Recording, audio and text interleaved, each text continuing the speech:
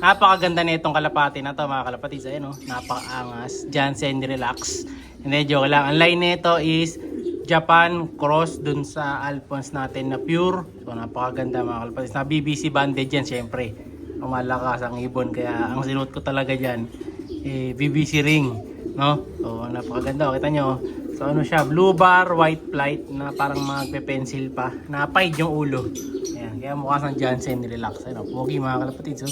So possible ano siya, barako. Tapos lahat ng koko niya, all white yung koko. Walang naligaw na itim na koko. Ayan o. Puro ano talaga, puro white ang koko na lumabas sa kanya. So SDR natin to ilalaban. Kaya kita nyo rin yung SDR yan. Ganda. Solid na solid. Yung kapatid naman nito is blue bar yata, kasi ako nagkakamali. Tingnan natin. Ayan, nandun sa kabila. Ayun yung mga magulang. Pakita ko sa inyo. Pero for now, lilipat muna natin doon sa kanyang pwesto sa itaas. Siya si Idol madla, nakakahanga, may mga hawak, gandang linyada. Ika'y inspirasyon kung bakit hanggang ngayon ako'y palaging kumakarera. Ito naman yung kapatid nun mga kalapatids. Blue bar naman. So ito yung magulang. Ito yung pure Alphonse na direct Nelson Chua, nakaperso yan. Tapos ayun yung Japan na binigay sa atin ni Idol Long Hair. Ayan, salamat kay Idol. So kunin na natin yung isa. Wala pa silang itlog actually. Ayan o, tagal na ng pugad dyan. Medyo matagal umitlog tong hen natin na to. Hindi siya katulad ng mga ibang hen na kung umitlog pang only breeding mabilisan. Ito medyo matagal siya. So ang mga anak nito, marami na ang inanak sa atin to na matutulin din mga kalapatid. No? Dahil ito ay na-produce na rin ito yung mga lahi nila Santa Ana. Ayan, so mga solid nila Miss Monday. Ayan, si Miss Monday pala, kala ko si Santa Ana. Nag-Santa Ana, si Miss Monday. Ayun yung mga napalabas niyan, saka yung mga matutulin natin na katulad nung iba nating ibon ng mga super set, saka yung auction winner, lahi din yun. Nakalimutan ko yung mga pangalan. Mga ibon natin na yun, na wala na sa isip yung mga pangalan ng iba nating ibon. So ito, kunin natin isa yung anak. Ito possible, parang ano siya baba natin dito. Ayan o, parang babae itong isa na to. Medyo ano siya, hindi pa sila sanay. So hindi pa pwedeng lipat kagad to dun sa paglalagay natin sa taas. So kailangan, dito lang muna sila. Kasi kita nyo, naninibago pa. Ganda rin mga kalapatid. So, saka ano yan, mga solid strong back yung grupo na to. Kaya pakita ko sa inyo, kunin natin. Ito yung ibon mga kalapatid. So yan, berding berdi. Yung mga buntot nila, ayun yung mga buntot nila mga kalapatid. So strong back na strong back, babang baba. Yan. Mga postura ng mga Alphonse natin. Oh, ganda oh. Blue bar. Post hen. Ito na yung dalawa na yun mga kalapatid. Yung mukhang Jansen Relax. Saka yung kapatid niya. Pinagsama ko na. So malamang maging 4 sila dito per cage. Ito merong nauna na rin pala dito. Dalawa. Oh, so dalawang speedbird din natin. So lahi ni Papa P. Cross dun sa ibon na nanay ni Kobe Jr. mga kalapatid. No? Kaya speedbird to.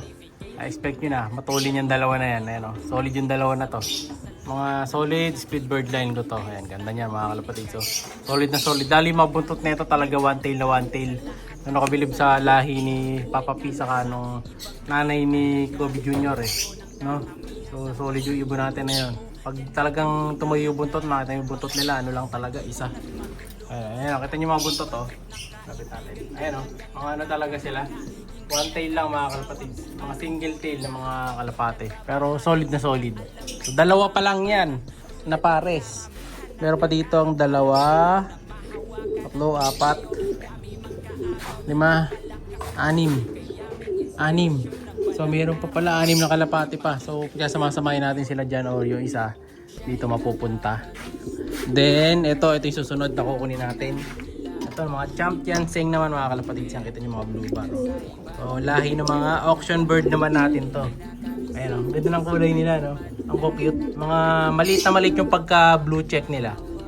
Pero parang ano lang ito parang blue bar lang mga kalapatids Pero yung tatay, Japan. Yung nanay, direct champion sing. Nakaperso yan. Mga legit PHA bird yan mga kalapatids. So kunin natin. Ito yung isa. Nilagyan ko na ng clip ring yan Saka nasubuan ko na So kunin natin. Ayan, ang lilit ng mga anak. So, ano lang sila. Mga small birds lang. Ayan, kita nyo yung itsura na ito. Ayan. Yun, ang lilit lang nila na ibon. Ang cute lang. Pero buwang mga katawan mga kalapatids. Solid din. So mga pang ano natin to, pang Dreamlock. Pero naka ano lang sila. Comb ring lang. Kasi yung nabili kong BBC na ring, alam ko 6 lang yun. Mahal kasi. Hindi 6 yun, 10. No? Mahal kasi kaya.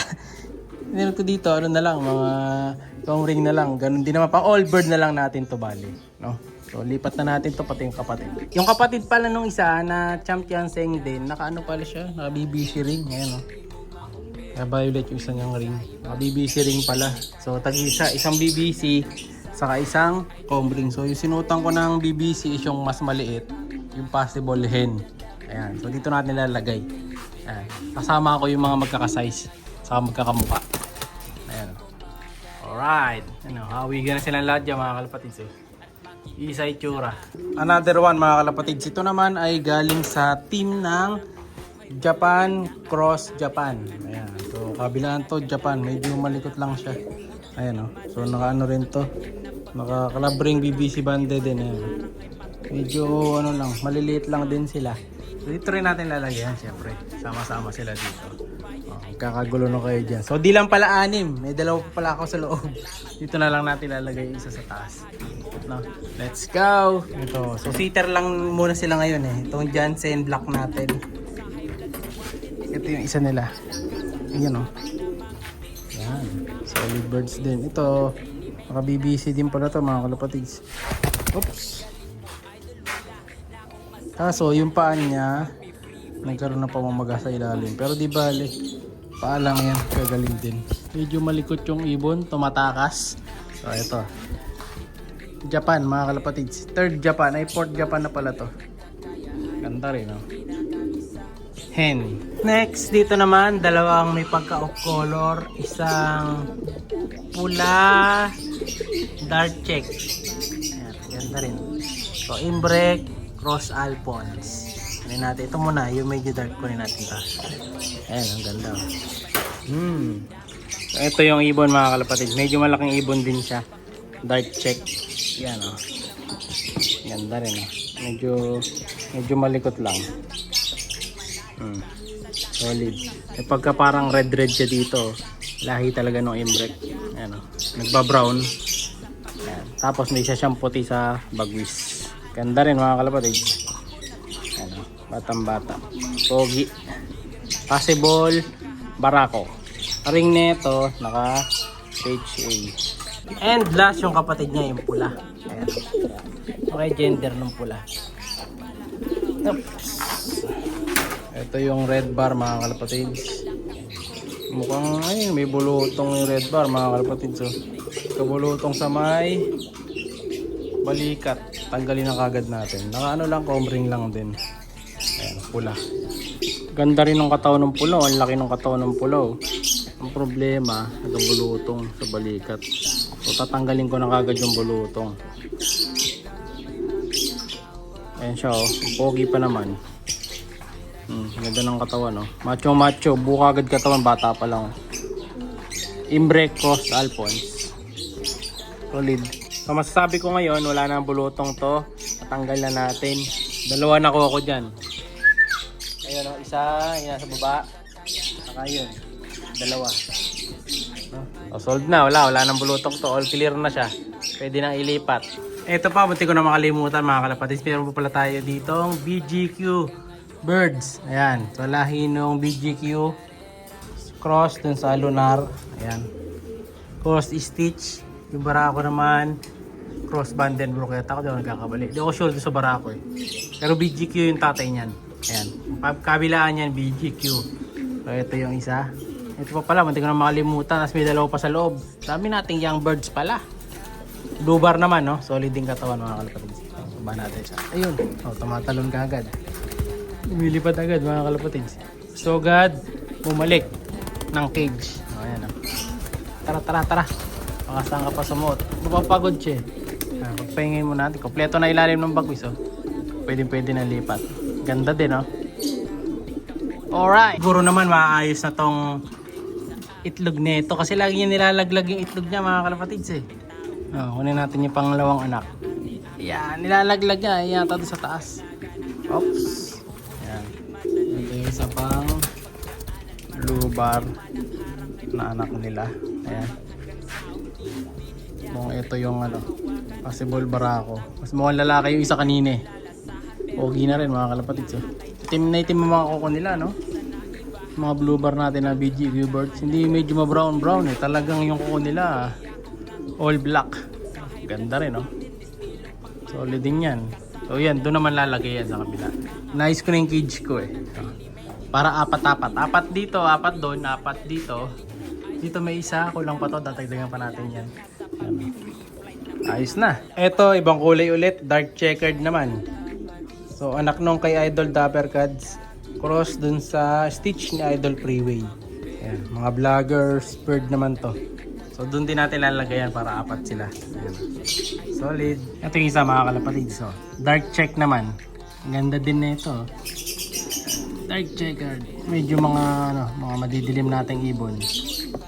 Solid. So ano rin to, yung Dapper Cats cross dun sa Freeway na Stitch. Ito next batch. Ex Machina Cookies cross Albert Lim naman. Ayan. Makakalipad na rin to, mahaba na bagwis. Ganda na rin mga kalapatids, haba ng katawan. No? Solid, young bird. Lipat na rin natin to. Ito naman sa Grisel din. Ex Machina Cookies cross Albert Lim din to. Ayan. Grisel na may pagka white flight. Yung kabila walang white flight yata. Ay, wala. Mas gusto ko yung isa. Dark na Grisel. Ito white Grisel siya. Blue Grisel siya. Ayan. Solid din, no? Ganda. Ito naman blue bar white flight. So anak to nung itim na anak ni Kobe. So, bali speedbird to. Ganda din yan, no? White flight na blue bar. Possible barako. Base sa katawan. Kaya pala one tail. Apo ni Kobe. Ito kapatid naman nun. Blue bar white flight mga kalapatid ko. Ganda ng bawis nito. Yung pagka-choco. So halos kulay choco siya. Ang problema, nagkaroon ng bulutong sa may bagwis. Pero pag nawala yan, okay din to. Ayan. Ganda rin mga kalapatid. Speedbird din to. Lahi nila Kobe. Lilipat na rin natin. Ito naman red bar mga kalapatid sa Alphonse Vandenbroek, pero red bar siya. Pumalo yung pagkapulan ng SBR natin. So yun yung kulay ng bagwis niya. Red bar, pero red check na to eh. Red check na white flight. Speedbird din to mga kalapatid. Lahi nila Grisel. Ayan o. Ganda rin magpo-form o. Mata pa to mga kalapatid. Kabatch nung mga pinakita natin kanina. Sa kabila ayan o. Ano siya? Red bar white flight. Galing. So ito yung napisa sa incubator mga kalapatids. Oh, 'di ba? Effective din, ang laki. So lahat ng kuko niya puti. So tamang-tama. Hindi siya magkakaroon ng ibang kulay. Talaga ano siya, pang red bar or puti ang ilalabas na ito. Solid din, oh. So total birds na nakuha natin 2. Ito pa, 4 dito. 4, 6, 8, 10, 12, 14. So 14 na dito mga kalapatid. Dami nating ibon, no? Puro bagong ibon yan. Sa likod naman, ito may tatlo pa dito. 14, 15, 16, 17. Ayan mga kalapatid. So daming ibon. 17 birds. Ito pa, dalawa. 17, 18, 19. Total of 19 birds na nalipat nating lahat ngayon. Napakadami. So marami pang additional yan. Abangan nyo yung mga idadagdag ko pa dyan. Kasi yung iba, hindi ko pa nakuha yun nandito. Kasi bata pa eh. Kulang pa sa araw. Ito. May dalawa pa akong blue bar dyan. Ayan o. Blue check saka blue bar. Solid. Meron din dito. So hindi pa malilipat kasi ito. Maiksi pa yung bagus eh. Ito may dalawa pa. Pang next batch naman. Mga Direct Ex Machina Cross Stitch Alphonse. Solid mga kalapatids. Abangan nyo lang. Dahil isa dyan ang ipamimigay natin. Kaya ano pa hinihintay nyo? Comment parate. Bye! Siya'y kalapatistang napakagaling na kinakilala.